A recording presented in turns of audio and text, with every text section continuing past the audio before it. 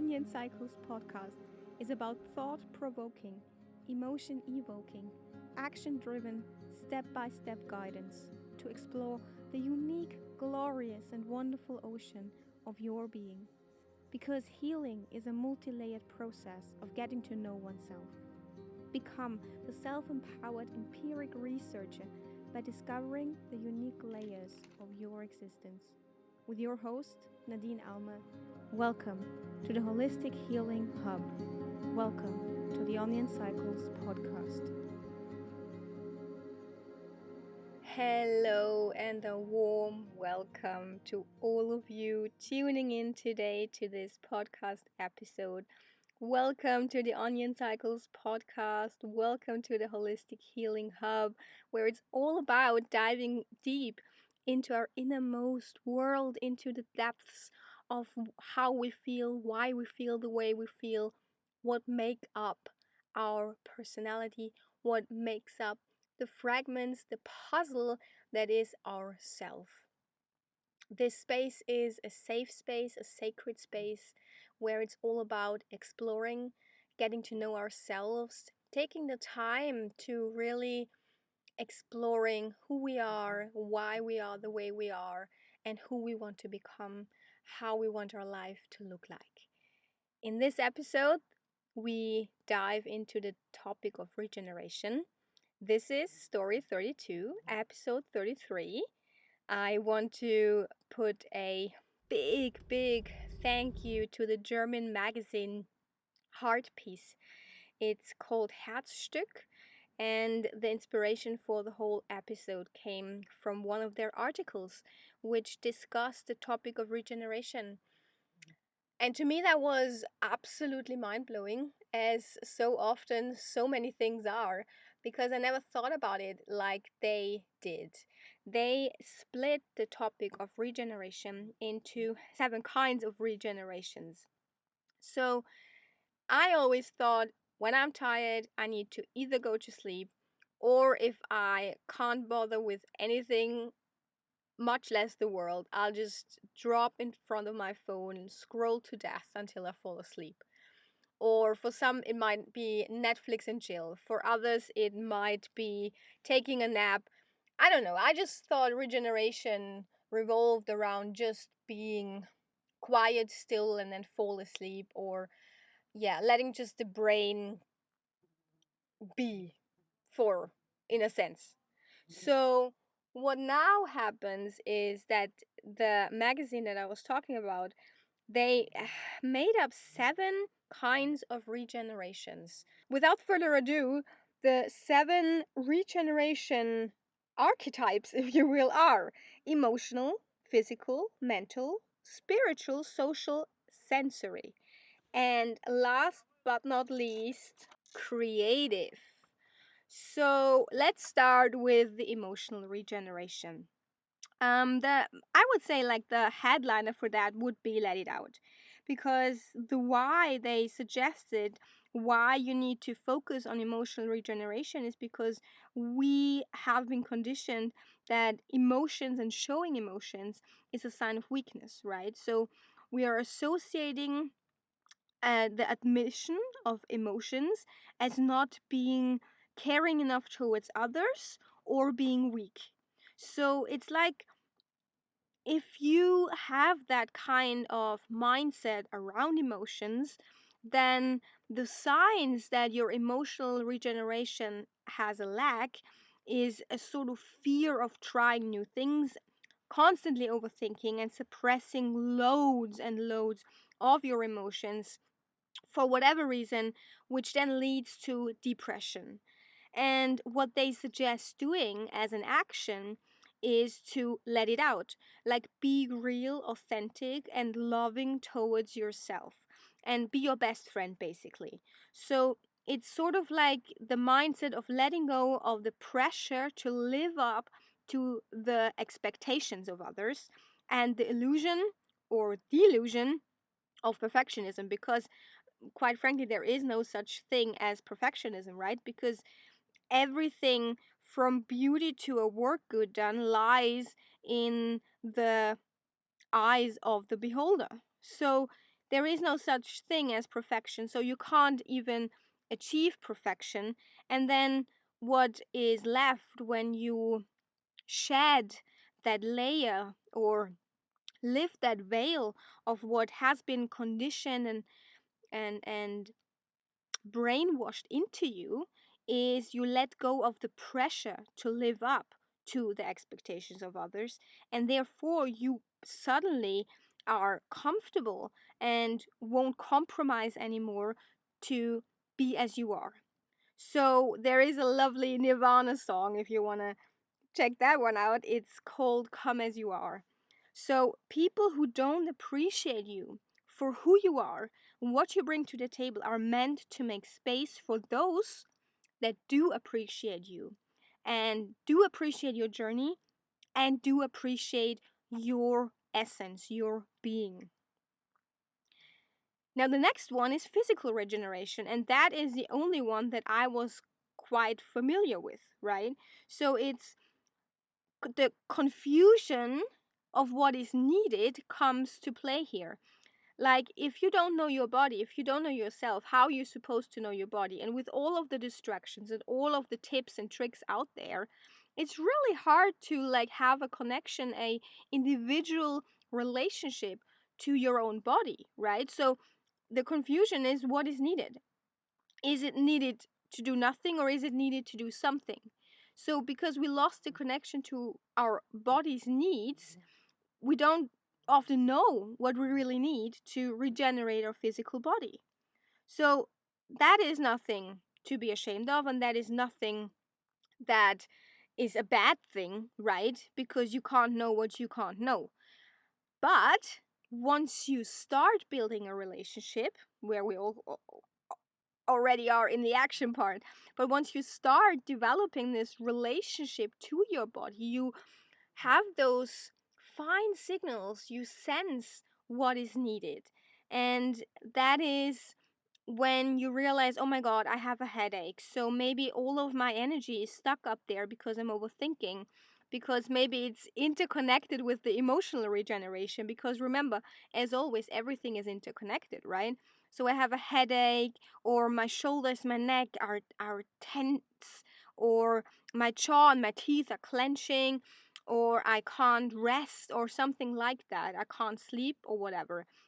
So it's actively reconnecting to the body and doing something different, like out of the pattern. Because remember, your brain will always choose the uncomfortable known over the comfortable unknown, right? Because it could be better on the other side, but because our brain is wired to protect us, wired to do the opposite of what our soul wants, which is expansion and experiences and trying new things, and making our lives interesting. Basically, our brain wants us to stay the same and do the same all the time, because that is a pattern we know and recognize.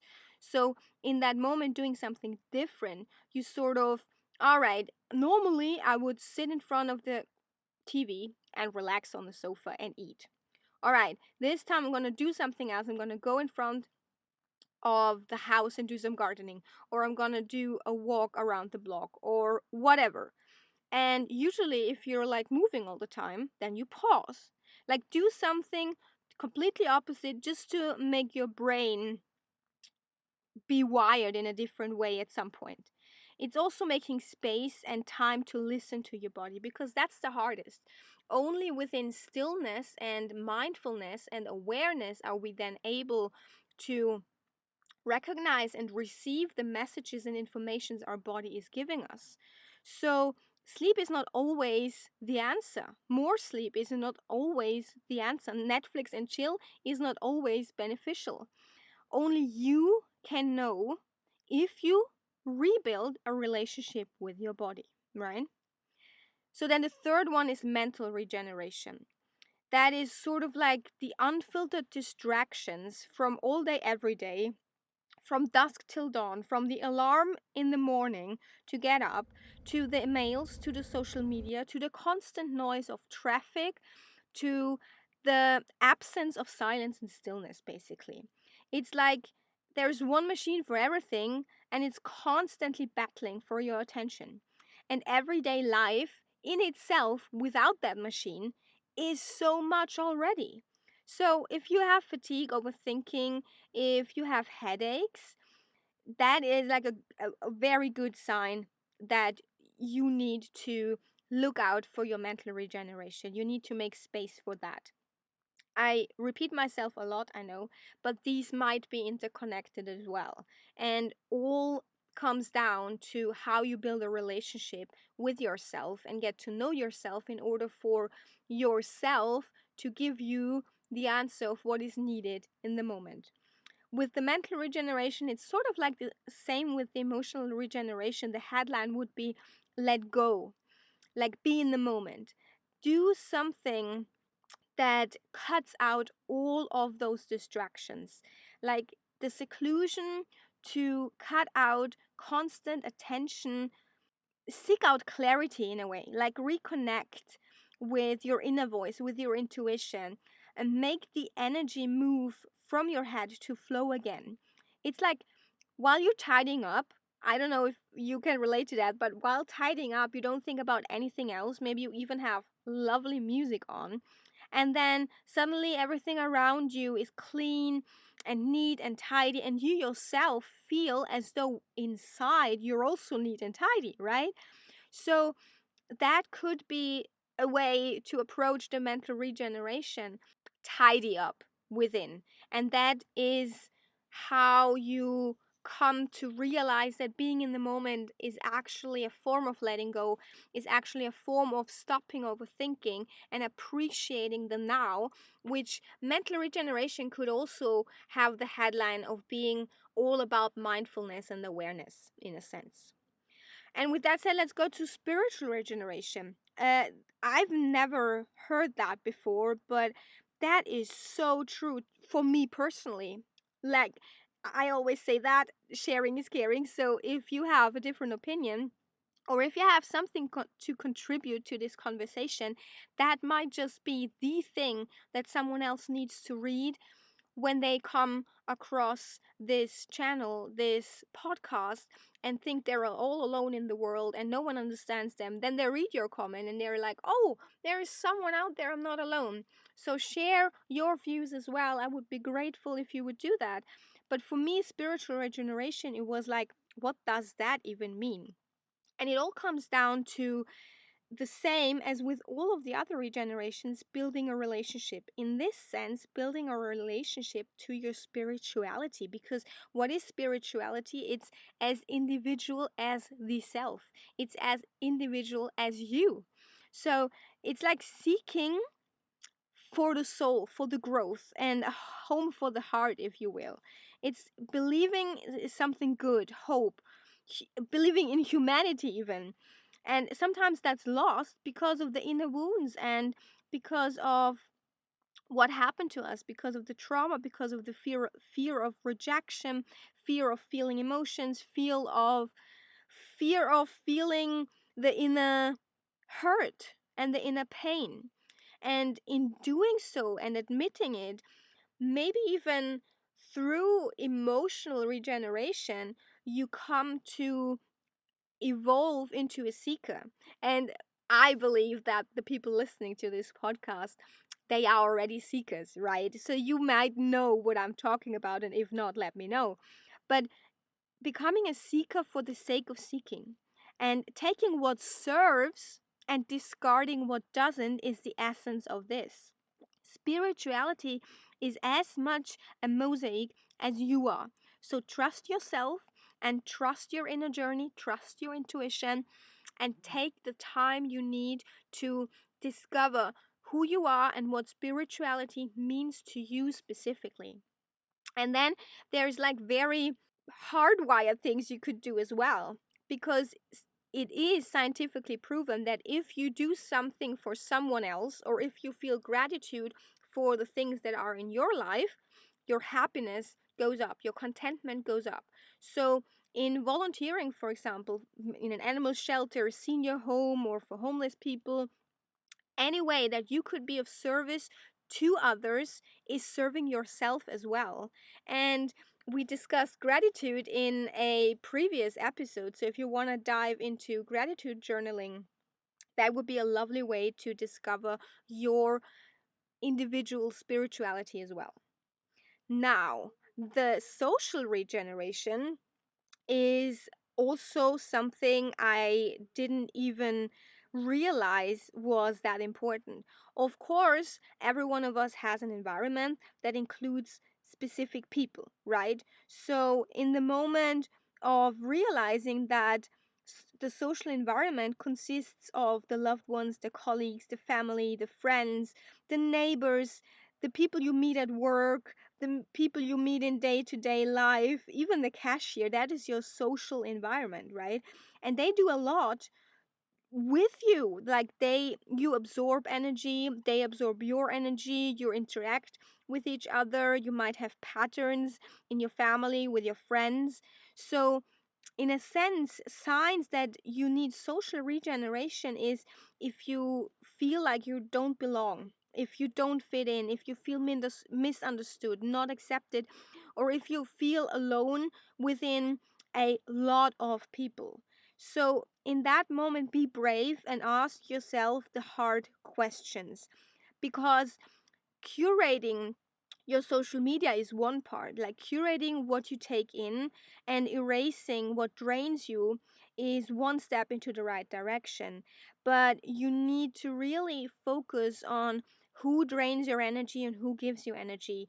And those are tough questions, tough decisions to make once you realize what people in your life don't contribute to the highest good of you. How you go about that is also a very personal journey. So, I will make a future episode on how to deal with people you feel like you need to cut out in order to grow, you need to cut out in order to become better and start that journey of self love and self discovery, because it's quite hard. And the closer the people are, and the more tight knit the energetic patterns are with these people, for example, with family, the harder it gets to disentangle yourself. And I would suggest you watch a video by Christina Lopes. I will put it up there in the description box. If you want to watch it, it's called Why You Don't Need to Belong or something like that. And she discusses the topic of why some people don't need to belong, even though it's a very basic human need. With that said, let's go to the sixth generation.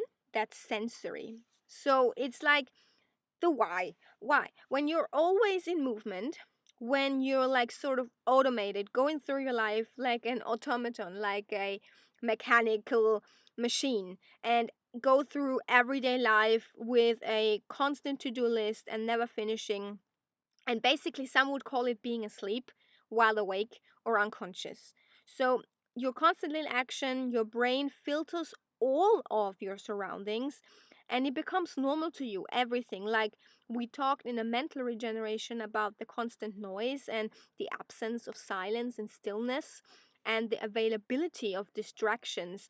From every podcast you listen to the videos you watch, to the social media, to the traffic noise, to the alarm in the morning and the mails and the last thing at night before you go to sleep, all of that becomes normal. So you don't even realize anymore that you have a sensory overload. So, for example, if your food doesn't taste anymore without a lot of flavors in it, then your sense of smell has decreased, right? Your eyes hurt, they are dry, or you have a lot of light sensitivity. That's also a sign that you need sensory regeneration. It's like test your senses and see which of those senses might need a day off, basically. It's loud noises trigger you or overwhelm you. Well, you need silence and stillness to recover. So, the action number one: digital detox, city detox, a retreat, silence. Something you can do in your home, something you can do wherever you are, is basically turn off your phone, turn off your TV, turn off the radio, and just be with yourself and your journal, or don't even journal. Like, just sit with yourself, watch out the window, go into nature without any distractions, go on a hike or something like that, to really give your senses a pause, a break from their everyday struggle.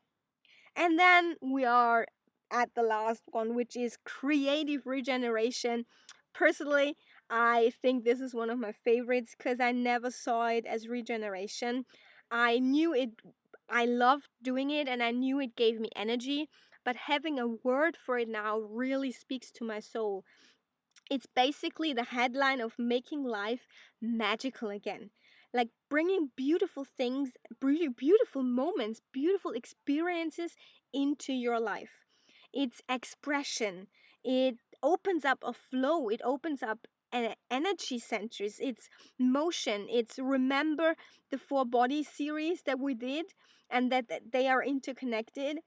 That is creative regeneration. It's like bringing in motion all of those different regenerations that are interconnected with each other, and then bringing them and feeling them in your body as the mental interacts with the physical while you're doing some creative work, or the physical interacts with the spiritual because you're just channeling the picture that is in your mind and you draw it through your hands onto paper. It's so magical.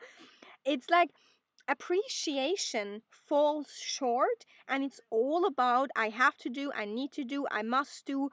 And we forget that there was a time and age in humanity where it was actually considered a virtue to be bored, because out of boredom, lovely things happened, and lovely thoughts happened, and evolution happened. I don't know if the story is correct about Edison and the apple of the apple tree falling down, and that gave him the hint of, oh, what is that? What's doing that? What makes the apple fall down? Oh, gravity. But it's such a nice metaphor to think that if Edison was born in this hustle bustle society that we are in now, I would argue that he wouldn't have had the time or the leisure or thought it a virtue to sit under an apple tree and just observe nature. Well, all of the science we have, or nearly all of it, has come from observation of nature. We don't observe anymore. We judge, we do, we are in action, we sleep, we get up, we act again. So it's like everyday life can be made magical. From the suppressing your wishes and needs and boundaries, you sort of feel, well, then I'm a good person. But I would give you a metaphor. If you want to take it, please just take with you what serves you. But I have this glass metaphor, and I think I got this quote from Harry Styles or something, where he says, well, I only give from the overflow of my glass full of water. I keep my glass full, and then the overflow can go to others. And that's the only honest and authentic way of giving and serving. It's having me time. If that is a coffee break, if that is a walk, a stroll, a hike, it's if it's learning an instrument or learning a language, or I don't know, drawing for yourself, creating something for the sake of creating, not for the sake of getting something out of it, for something, making money with it. I don't know what it is for you, but make space for me time. Ask yourself the question, what did you do as a kid? When did you lose the track of time? When and where were you with just yourself? Picture it. Were you observing a butterfly? I don't know. Maybe even picture your family home if that doesn't bring up too much trauma for you. But think about yourself as a little kid and what made you forget time. And then try out if, as an adult right now, with all the responsibilities that we have, maybe you can put on your to do list on the very top, number one priority, to have once a day or once a week a play date. Just you and your inner child. just for an hour or two, and see if that serves you. As we always say here, that you only take with you what serves you. And with all of that said, I hope this episode was of some sort of service to you. I do this because I want to be of service. I do this because I love sharing what I read, what comes across in my daily life, what crosses my path when I have conversations, and what I think is of merit to other people. So let me know what you think. I hope that this new way of seeing regeneration in different compartments may assist you on your journey. I wish you all the very best with all my heart. And I do thank you for being on this journey to getting to know yourself. I know it's not easy. I know it's not always how we picture it, how a linear line is. It's messy, but the essence of it is beautiful because it brings you closer to yourself. It reconnects you to yourself, and that enables you to reconnect to your loved ones, to the world around you in a much deeper and more meaningful way. So have courage, be kind to yourselves, be kind to others, and all the love in the world, my beloved fellow healing integrating onions.